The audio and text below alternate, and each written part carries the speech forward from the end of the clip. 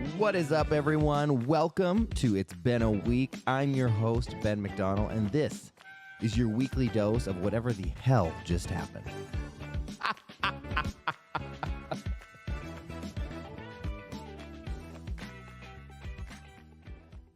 All right, welcome back to It's Been a Week. So this week I upset a lot of people on the internet, and I think we need to talk about it.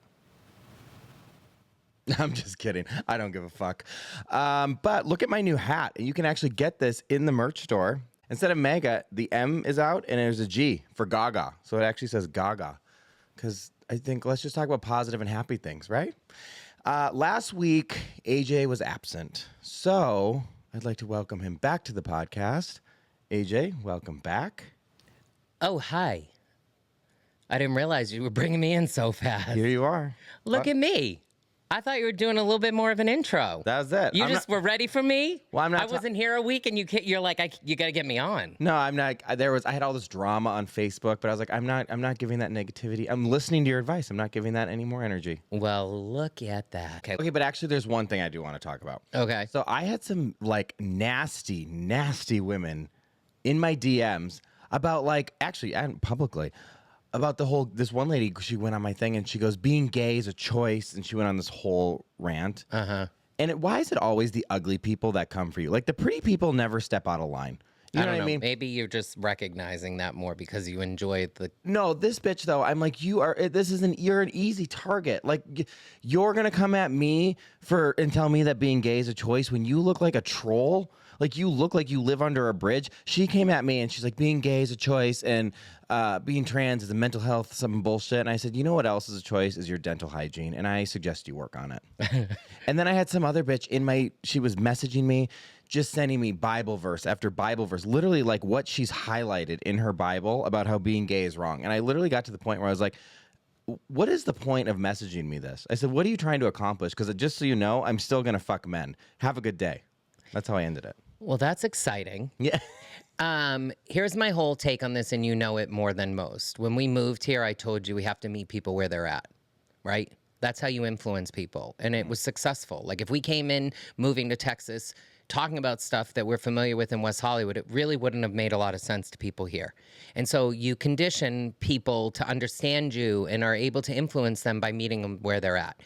These people aren't meeting you where they're at, and they're missing the mark. Because they're coming at you with their own thoughts and ideas as if they're going to change yours, which, fine. If that's their intention, that's absolutely fine. Everyone has the ability to try to influence other people in what they believe, but their approach of doing it is wrong. And the thing that's fascinating to me is that this is not the first time they've probably been in that situation where they've received pushback by being so aggressive about their own ideas. You can post what you want on your page. It is your page. When someone chooses to engage with it, if they come at you as if it's their page, they're missing the mark. They should be able to say, listen, I understand what you're saying. I hear what you're saying. I would love to have a conversation with you and talk about how we could change, or how I could share with you my perspective. They're just not even doing it. So your approach back to them with your humor, because I know that's deeply really what it is, right? Is what it is. I mean, it's your page, and like if they're coming at you strong and you want to go back strong with them, like I'm not going to sit here and tell you what's right and wrong. Like it's your life. What I am going to say though is people need to respect that you own what you own, and you're allowed to put out what you want to put out. If someone else does not agree with it, and they would like to voice that to you, there are more constructive ways about sharing your opinion and feedback with someone than being overly aggressive with your own opinions to the point of alienation. Right. It is not how we are going to move forward. It is not how we are going to find the ultimate thing in life, which is peace. And it confuses me that people don't understand it. It's so simple. You know me very well, and I have a very strong ability to be able to influence people. And you know why that is? Because I speak from my fucking heart. Right. End of story. And the reality is, when I speak from my heart, I connect to other people's. Even if I believe something's different, I try to understand someone and understand where they're at. because then it allows me to have a conversation that they can hear. And that's my biggest frustration right now with the world and with the way that people act online. What are we just going to sit here and yell at each other all day long about what we think we believe? Your page is your page. You should post what you want to post. If other people don't like it, either stop following you or move on. Right. And I'm not saying that other people shouldn't have their opinions or lead their life the way they want to lead it. We should all do that. But we need to be more respectful of the ways that we interact with each other. And when we do lead from the heart, I think we actually can find more commonality, which is where we then can actually build the foundation to resolve all of this discourse and dissonance and hate that's happening in the world. Yeah. So I want to start telling some of these religious people, just for posterity's sake, if that's the correct way of saying it, you are wearing a hat this week that is doing exactly what I'm saying. So again, it's your podcast, you're allowed to do it. But just remember, like, there are people out there that are wearing this hat because they believe in it. You're finding your humor and doing what you want. You're doing it on your own podcast. But you are like, this will raise a conversation. Poking the bear. Essentially. Which, by the way, if you want to get your hat, go to it'sbeenaweek.com, go to the merch store, and get your Gaga hat. And speaking about bears. No, I'm not done. I want to tell some of these religious people, I want to be like, I don't agree with your lifestyle. And they're going to be like, what lifestyle? That you're religious, that you believe in Jesus. I don't agree with that. So they're going to come at me and be like, you're sinning. I don't agree with your lifestyle. Back at you, bitch. But that's what I'm trying to say. But that is exactly what I'm trying to say. You don't have to. If you choose to say that. No, but I'm saying, do you hear how crazy that sounds if you were like, if someone were to go, I don't agree with your lifestyle. I'm sorry. I love you, but I don't love your lifestyle. And they're like, what lifestyle? That you're a Christian. Well, at the end of the day, you're trying to justify ignorance. You're trying to justify people Stupidity. No, I don't, whether it is or not. I think that it's people that oftentimes are struggling with their own identity or struggling with things in their lives or struggling with change in general. And like, most of those super ultra religious people, deep down, they all end up coming out eventually. Well, I think that that's a very generalized and probably not very data-driven statement, but that's fine. It's my own data. Right. Again, it's your podcast. But that's my whole take on it. And speaking about bears, because I really want to talk about some stuff from last week since I wasn't here. Can we do that for 5 seconds? Yeah. Here, commercial break.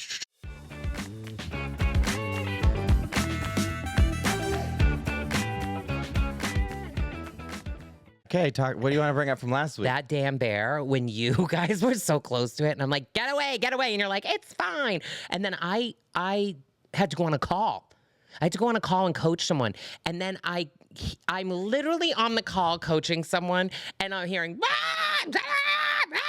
you two running from the bear because you wouldn't leave it alone with your stupid phones hanging down and come here, bear, with your food. And that thing I told you runs fast. Did it not run fast? No, it was fast. And after seeing like TikTok footage of how fast bears are, like they're really fucking fast. So like bears back are to very fast. Stupidity. Yeah. Listen, I already talked about this last week. There's a place you could meet people at. Maybe have a conversation starting from that place of commonality. You think being gay is a sin? I entice bears. Like, but wow, again about last week. Or whenever that was, 2 weeks ago. I don't even know at this point. I know, time is blending. What an amazing time at Wyntoon. I know. Honestly, like, we get to do so many special things in our lives. We're so lucky to be surrounded by so many awesome people that invite us to incredibly amazing things. Because we're not assholes. But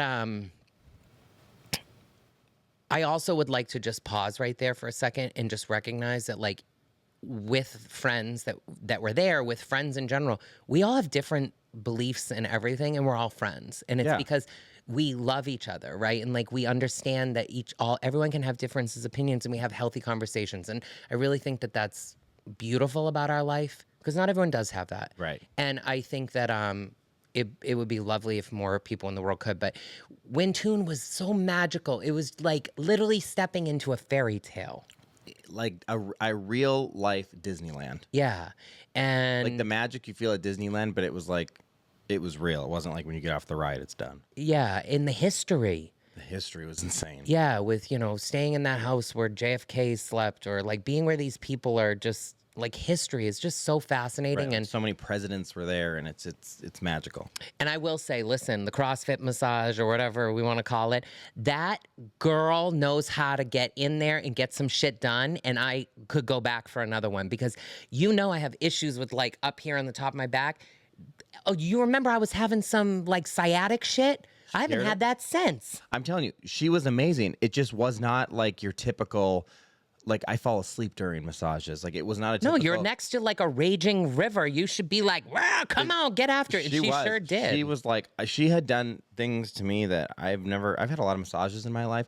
I've never had some of those things done. I love it. I think it was great. I think she is listening. I don't know if she kept up with it. Oh, I love that. But after the massage, she followed the podcast. So I'm surprised you let me come back on because I know you fell in love with Domenica and she did such a great job I was like, did my spot get taken? Well, you're going to be very busy coming up, so she might have to do a little filling in when you're not available. I know. I got a new job. Oh, well, just spilled the hook.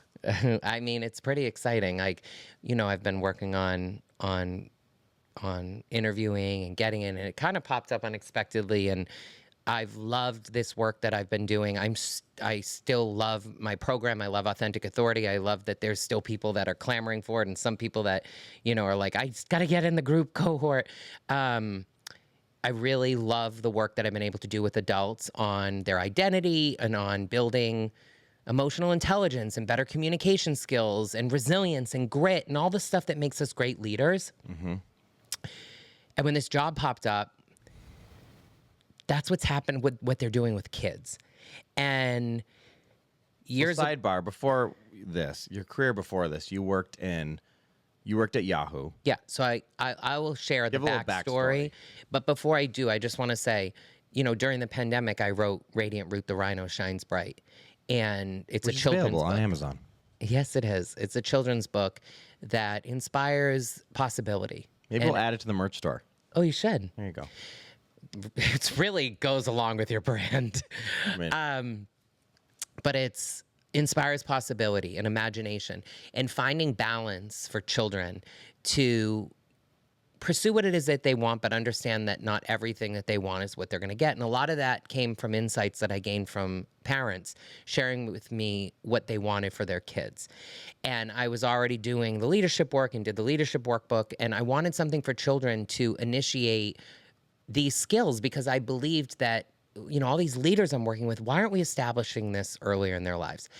And throughout the years with my research, in particular around imagination, and realizing that as we age, we lose use of vivid imagination. It's statistically, by the age of 35, there's only about 30% of people using vivid imagination. A lot of that comes from education. A lot of that comes from the way that we are educated. And so I'm about to share with you all what my new job is, and it's in the education space, obviously working with kids. And personally, I look back on my life. I look back on the way my parents, whether they knew it or not, did a great job of raising someone to not lose imagination. And, the programs they put me in, like Odyssey of the Mind, or just my teachers and the people that I was surrounded by that maybe saw something inside of me, and maybe I'm very lucky and fortunate that they were able to take the time to just continue to ignite that, which could be really hard when you're working with tons and tons of kids. I just feel so lucky that I got to this age and feel like I didn't miss something that a lot of people probably are turned away from. Right. And this job is such a direct connection to that as much as it's an amazing job, and I'm so excited to work for the co-founder, and I'm excited for what we're going to do with it. It's personally something that I just feel great about, the impact that I can make and that it makes in the world. So I'll share about it in a second. But before I do, you want me to talk about how I got here? Yeah, backstory. Okay, so basically, I had this career in communications. I worked at some cool places. Like coming out of college, I got this awesome job at 20th Century Fox and worked for a C-level exec who went from COO to the CEO, and like that exposure at a young age is awesome.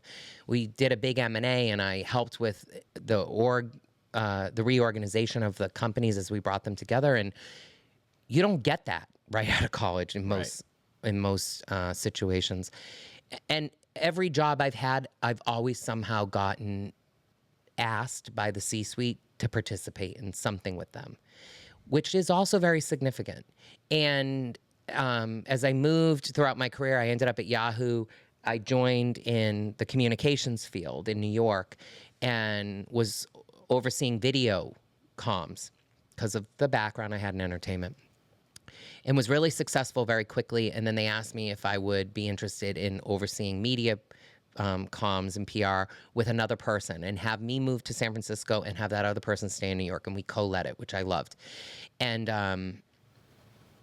then the business was going through some pretty tough challenges with activist investors and changes, and there was changes with leadership, and a new CMO came in, and she saw me and she's like, what do you want to be doing? Because she could tell there was something in me, again, from the C-suite.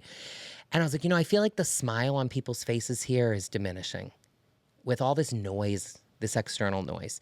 And I want to bring that back. And she's like, okay, let's do it. And so that person's Deb Berman, who's incredible and still a big part of my life. And she gave me an opportunity to take 2 people from my team on the comm side, come over to marketing, and start something called internal brand. And then that grew to internal marketing, and we had a team that was around the world that was activating culture, whether it was my direct team or, people that were indirectly working with us to activate culture. And we were really successful in igniting the joy and the whimsy of Yahoo inside the company again, and people loved it. And it was really important as we ultimately got bought by Verizon. And didn't you do the Yahoo yodel? I sure did.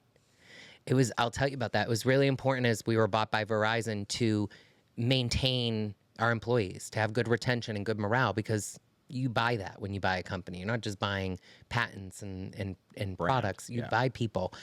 You need those people to do it. And so, yes, throughout this process, one of the things I recognized was that the Yahoo Yodel was so significant and it had so much nostalgia. And when I joined Yahoo, you would get a welcome box, and in that box was one of those little desk buttons, and you would hit it and it would yodel. And I loved that moment. I loved feeling like I had joined something when I hit that button. And so I proposed to our CEO, what if we made a massive button, and that button would be on our stage where we had weekly all hands. So anyone that works in corporate, we had weekly global all hands that my team ran as one of the things that we did, which is, it may not seem significant to you, but that is a undertaking in itself. It was just one of the many things we did. And we made the button, and our CEO was like, this is amazing, but, I don't really want to have our regular yodel in it. She's like, I'd like something with a little bit more grit and a little bit something like, that has a little bit more passion in it. And I was like, okay. So that yodel that she didn't want was like, there's stories about it. There's like stories about the guy not signing the right paperwork and not getting paid well, and like all these millions of dollars that it costs for this yodel. So I'm like, we're not going to go get another yodel done. So I literally went home into my bathroom, put the computer on the ground, sat next to it, and threw a towel over my head to keep the sound in, and continued to repeat the yodel until we got the right one. And it was my voice that when you hit the button would go, Yahoo! Every Friday, every time they would hit it. For all I know is that button's still around and my voice is still coming out of it. You hit it and it lights up. And you're not getting paid for your residual. Well, hey, maybe. When you work at a company, I'm pretty sure you don't. That's included in the salary. They're like, you signed off on that. But so anyways, it was successful. Verizon hired us, and they asked me to be the head of Mojo in employee experience. And I went around the world and got people to align on a vision, but also see their potential. In the company and in the future of the company, because when you go through M&As, it's tough, especially when you're bringing together competitive brands. We brought together Yahoo and AOL, which Verizon already owned, and so you can get scared in that type of situation. Is my job safe? What am I going to be doing? And it was really successful to inspire people, but also to uncover the opportunities for us to hear what they had to say and then respond, which is really important in companies. We don't, a lot of companies just listen and they don't take action. And so that started my journey when I left there. I left and took some money that, which was exciting, and started my business. And I've worked with all kinds of awesome companies and people from awesome companies like Nike and Cliff Bar and LinkedIn and Northwestern Mutual and entertainment studios and big global real estate firms like Hines, and helping them with their culture, with their internal marketing and communications, helping their leaders build their brands. And it's been great, and find potential in these businesses and in these brands and in these people. Right. And I feel like everything has kind of led to where you've gotten now. It's like there's been closed doors, there's been open doors, there's been this, there's been that. Yeah, you know more than everyone. Oh, fuck. But everything has kind of been this path, even since we met. And now it's like you've gotten to this point and you've gotten this new job. Yeah, you know, like there's certain things I've manifested, like around if I go back to work, what do numbers need to look like? I've talked about with other people, my friend Julia, a lot around what we could be doing for kids, you know, because I really do, I believe it deeply that in order to change leadership, yes, we can change the people that are already adults, but like if we could teach kids to be better leaders, how much more significant? I've been saying that for years. So now to end up in a place, which I'll share with you all, it's called Alpha School. That is essentially the primary brand of the school. It was built a little over 10 years ago. Mackenzie Price, who's my boss, you can find her on Instagram at future_of_education. She has about 1 million followers.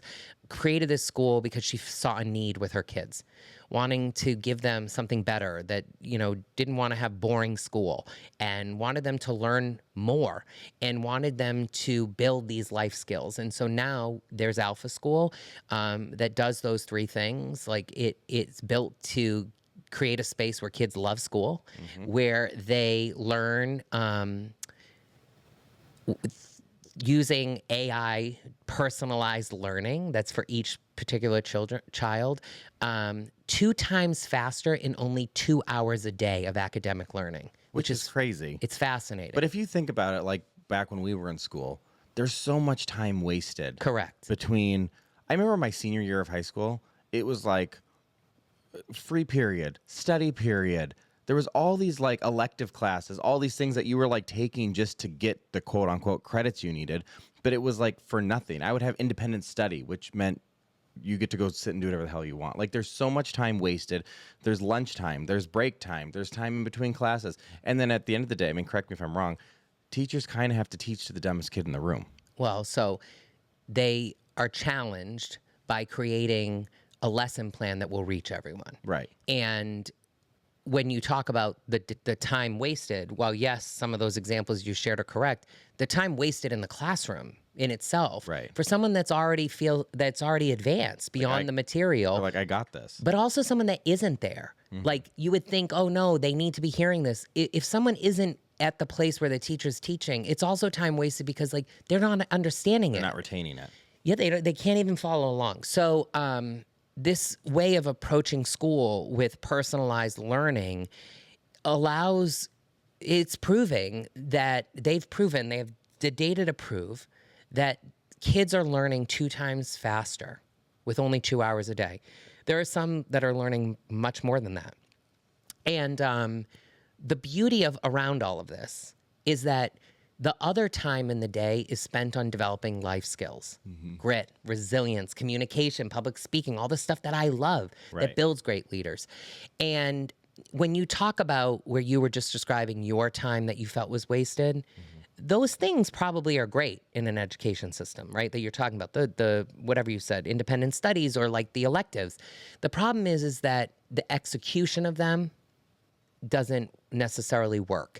And at Alpha School, and I'll share a few where that goes, why I say it's the premium brand or the primary brand. And in many ways premium. It's exceptional, like what they're doing, the students are doing there academically and the things that they're creating. I'll get to that in a second too. It's crazy how exciting it is. They say it's about 10% about the education and about this tool. Right? That we think so fascinating, AI and personalized learning, that is fascinating. 90% in motivation. And it's the guides that are motivating these kids to push the boundary of potential. And what's tough, I think, in the traditional system, when they're like, oh, independent study, or we're going to take these elective courses, the through line isn't there of the motivation that really allows you to capture all the potential that you have. And These kids are still going to a campus. They're still going to a school. yeah, there I think are people get confused that they're going to just, these kids are sitting at home on their computer doing 2 hours and then they're just playing video games all day long. Well, think about it. There are kids that are homeschooled otherwise. So there is a way that people can leverage this technology at home. But in those homeschooling environments, you still need to have the rest of your day, in order for this to work, be built around life skills and be motivated through those things. Productive. Because with these life skills, like I was just in the school last week or the week before watching these middle school kids, okay? 4th, 5th grade, 6th grade, maybe, build boats out of cardboard and tape and other things that will allow the boat to float. They have to float the boat in the lake in Austin with 2 people sitting in it. They're building this. This is a college level activity. I was talking to our friend Cassandra and her husband, and apparently there's a college on Long Island that literally does this as one of their projects in college. These are middle school kids. There's kids that my boat would sink for sure.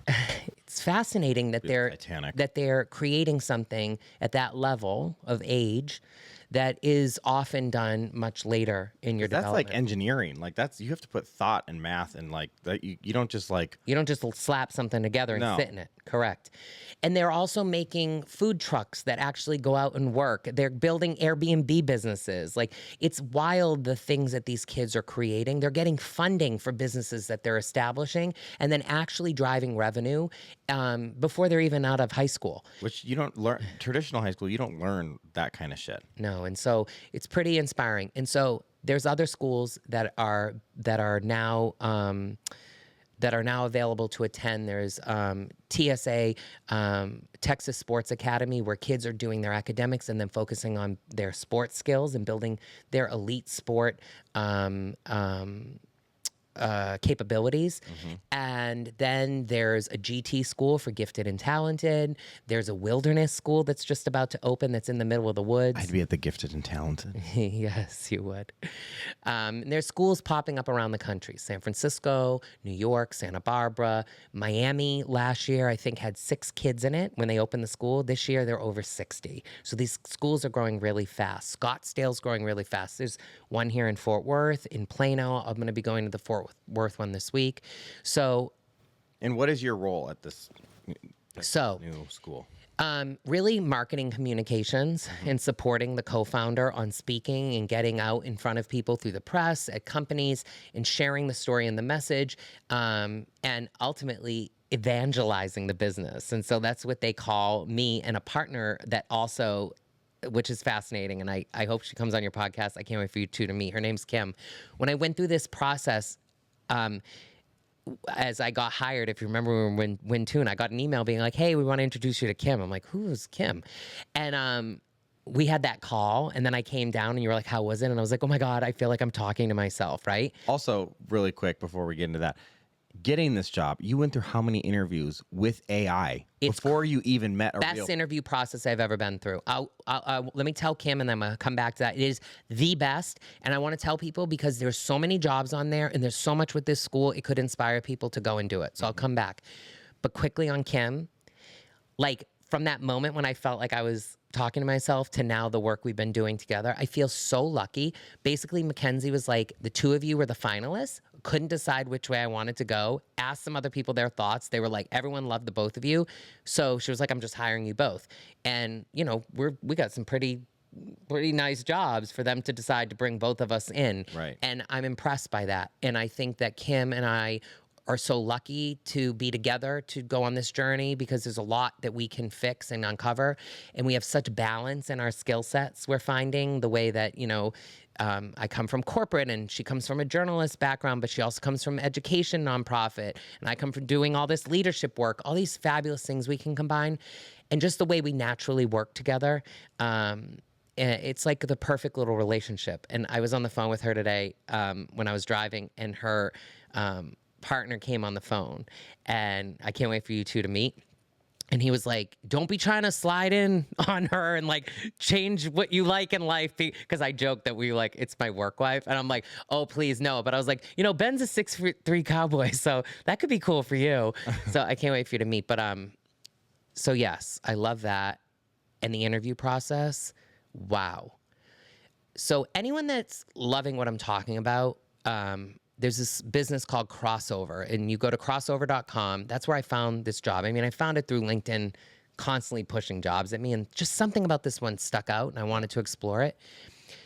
You go on crossover.com, and the whole premise around it is that they're looking for talent around the world that fits a job, not necessarily what your resume says, right? And my career, and I could go deeper into that, explaining all the ways that my career has moved and turned, but even to the point where I was ahead of Mojo, right? Or created this role at Yahoo. My career has really taken its own shape, and it's not traditional in a way that other people's are. And sometimes if I interview for something, a lot of people don't understand that because they're so focused on just, again, back to no imagination. No, you do this job, then you do this job, then you do this job, and that's how you get to where the VP or whatever you're going to be at. And I'm like, no. I do the things that are right in the moment that evolve with me. And that's what they look for. They look for people that fit the job they need based upon the skills they have. And I think it's fascinating. I think it's the future of the way we work. Skills-based is so important. And so when you apply, you talk with AI. You have your first interview with an AI chatbot. And based upon your responses, they determine, should you move forward? And apparently they also determine if you're a priority, or I forget, I think it's priority or some word that signifies you're like the top applicant. And it tells you it. And I got that when I applied for this. Then I had to take a cognitive test, which was exciting and hard. And I'm thankful that you have to be in the top 15% that I was there. Then I had to record a video and speak on a topic that I'm passionate about, which of course I talked about imagination and the way I build from within. And I scored 100 on that. And then you get into interviews with people. And I think it's great because they have a lot of data on you. They make sure that you're the right fit in a lot of ways. They've watched my video, I'm sure. And then I had my interviews. They asked me to do another video, and bing, bang, boom, you got this job. And it was pretty quick. It did happen pretty honestly. quick. It was like a month, if not even. I don't think. But it was a significant interview process, but quick. And last year there was a particular thing that came to me. And I was like, okay, maybe I should explore my next in-house role. And it ended up getting down to me and one other person, and they went with the other person, and it is what it is. But that really ignited something in me. And looking back on that interview process, compared to this one, I got to say this one's a ton better because that one was so subjective, and it's typical, and it involved I think people judging you on not even your personality, but their own fears and insecurities. Yeah. That I'm really impressed by what Crossover is doing. So crossover.com, you can go and look for jobs. Maybe we'll get a chance to work together. If anyone wants the opportunity to talk more about this, you can email me. aj.sarcione@alpha.school is my new email. And I'm more than happy to chat with anyone that's inspired by this, or that wants to learn more about the school, or that's interested in finding a way to join this awesome company. I obviously am extremely excited and enthused by this, and I can only hope that there's a lot more that I can come on here and share.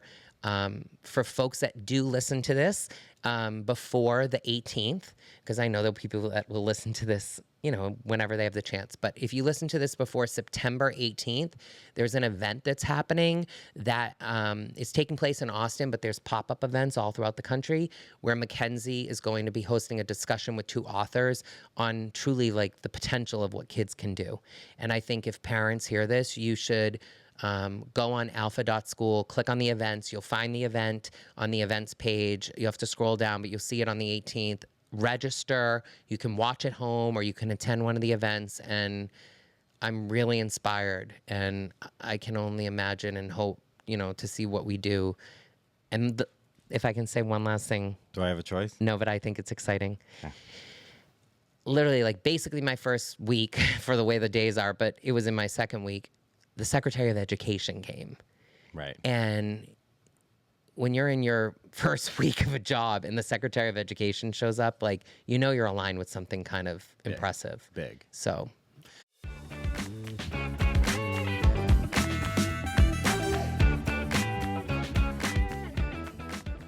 Did I ever tell you about my career path? Well, I feel like it evolves on the weekly. Well, I mean, like I realized at a very young age that I'm not meant to work like a 9 to 5 or to work for someone else. I do very well being like, doing my own thing. I did work at You are doing really well, actually. Your pop-ups are like That's you're. what I said. Yeah, I have my own thing. But have I told you about like other things? I remember that at some point you worked at Best Buy and you were like the best salesman. I did work at Best Buy, and I was like the top. So they had like all these like leaderboard shit. I was number 1 at the store, and I think I was number 3. It was either in the Midwest or in the country for sales. And then they would do this thing where they. How many of these products did you buy yourself so you could get to No, the I top? I had no money. I had no money. So I was like, because I know you. You're the type that would be like, I'm gonna get the top of that list. No, I had no money at this time. I worked. I mean, I didn't work there for very long, but I was working there, and they wanted you to like sell credit cards to people, right? Oh, like right. they wanted you to get people to open up credit cards, even Right. if they didn't qualify it. It was a no. Yeah. Just the application. I don't know why they wanted that, but they wanted it. Yep. So then there was this thing where like if you apply for a credit card, you got a $20 off your purchase. Cool. And so, Love a $20 off. So people would be coming in to like buy like a $15 phone case, and I'd be like, "Hey, and I was in fucking Iowa. Like these people had like 3 teeth and no credit. Oh God, here we go. But for real, there was like, they don't. They're probably the people commenting on your post. Probably like there was no They've credit. been following you ever since. There was no credit line with these people. So I was like, listen, you want this phone case for $19.99? If you apply for this credit card, even if you don't get approved, you get $20 off. So I'm like, you can have it for free. So I would get them to apply. They would for sure get denied. And then I'm like, there you go. Take your phone case because you got $20 off. And I sold so many credit cards. I think the guy who would win every month, he was always the winner. He would do like 25 credit cards a month. 74 fucking credit cards. Wow. I mean, I was like, yep. And then And you gave away hundreds of dollars of free stuff. Best Buy was losing so much money. I was just giving shit away. And then they were like, I was like, okay, I'm really into Apple computers, so I would like to be your Mac specialist. Okay. The manager's like, done. I got to wear like a different shirt. And I didn't know anything about like any. I mean, I knew like How to use your computer. how to use my computer. I wasn't like a Mac specialist. I Yeah. was not trained. I Yeah. had no like qualifications for this. Yeah. And they were like, yeah, you're a Mac specialist. So then I only worked in the Apple department. So then I was like, well, this is better because then I'm dealing with people that like can afford a Mac. Oh God. But you know what I mean? Like it was a different demographic than people that were here buying the $200 Dell versus the $2,000 Oh Mac. my God. But anyways, I didn't work there very long, so that was short-lived. Then I went to college, and when I graduated college, I went to an art school. So like our final like when you're graduating, you do this final project where it's like you do a presentation, Right. And whatever your degree is, like each degree had their own day, whatever. Yeah. So I got my bachelor's in advertising. So on our final day or on our project, whatever, all the ad agencies from Minneapolis came. Cool. And this was like when the iPhones were, God, this had to be, I don't even know. I graduated 2015, so whatever iPhone that was, iPhone 5, maybe 4, 3. It's not that long ago. It was a long time ago. But anyways, I made my business It card. was 10 years ago, Ben. Okay, well, what are we on? iPhone 18. Okay. So maybe the 8, I guess. i8? Whatever. Beyond the point. Probably the 7. I feel like everyone has a 7. If they have an old one, it's a 7. It's probably the 7. Okay, let's just go with the 7. Yeah. So I made my business card. The front of it looked like the lock screen of an iPhone. Cool. And it had the time and all the shit. And then you'd flip it around, and it looked like a contact thing of a phone. Cool. And that was all my info. Anyways. They loved your creativity. Oh, they loved it. All these big ad agencies, Fallon, all these big agencies, they came and they offered me jobs. And I was like, oh, no. I'm so appreciative that you're trying to give me a job, but I'm actually moving to LA to be an actor. So they're like, no, we want to offer you a job. And I'm like, yeah, but I don't want it. So I was like, can you give it over here to, I don't know, Sarah? She needs a You job. should have just taken the damn thing and then finagled your way, because if anyone can finagle away, it's you. For sure. But this was way before the time of like remote working, Zoom. Like And you were determined to get to LA. I was going to fucking LA. There was no question about it. So I was like, yeah, thank you so much, but I'm going to go be an actor. This is my fallback. So yeah, that was that story. And then where else did I work? Worked at a restaurant one time for like a week.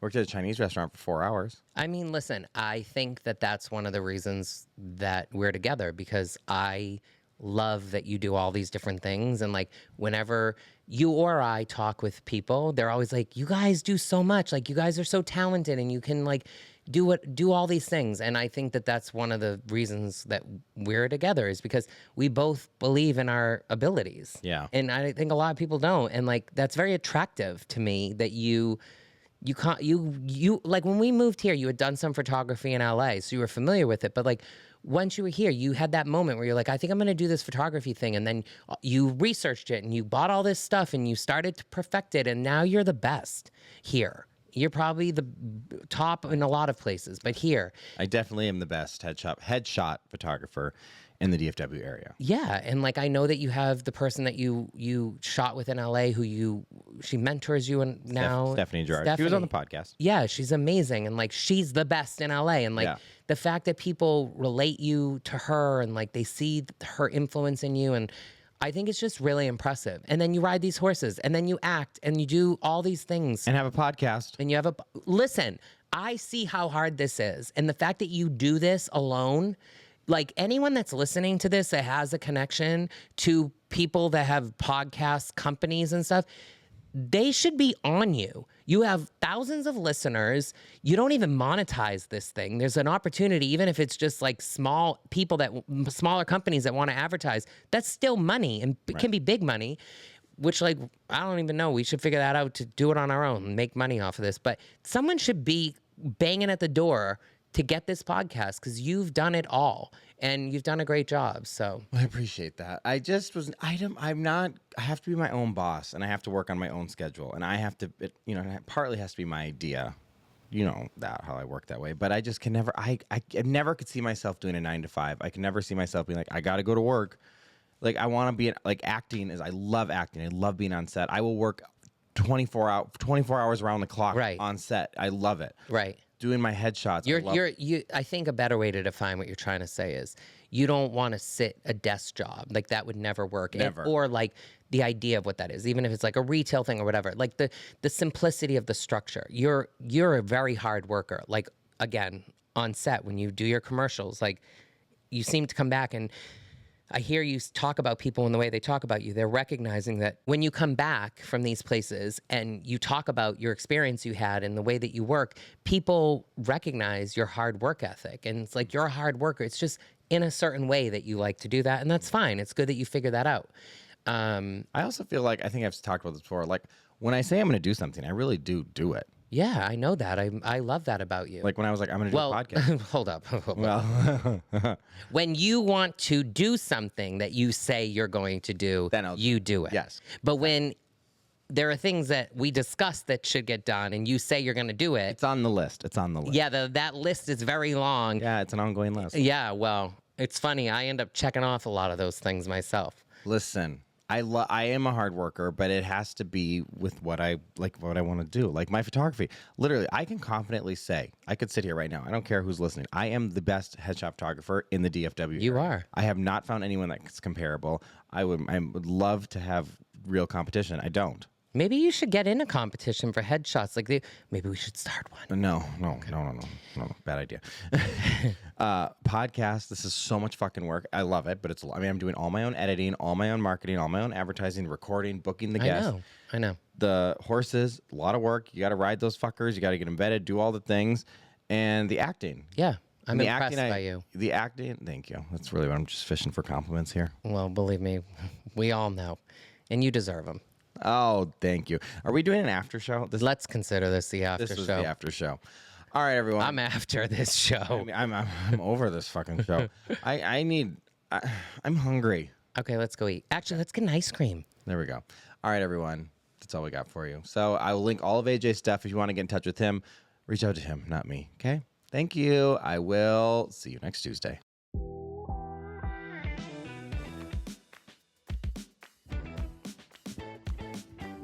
What is up, everyone? I have a question for you. Have you ever done something so wild, so hilarious, or so ridiculous that your friends are still talking about it?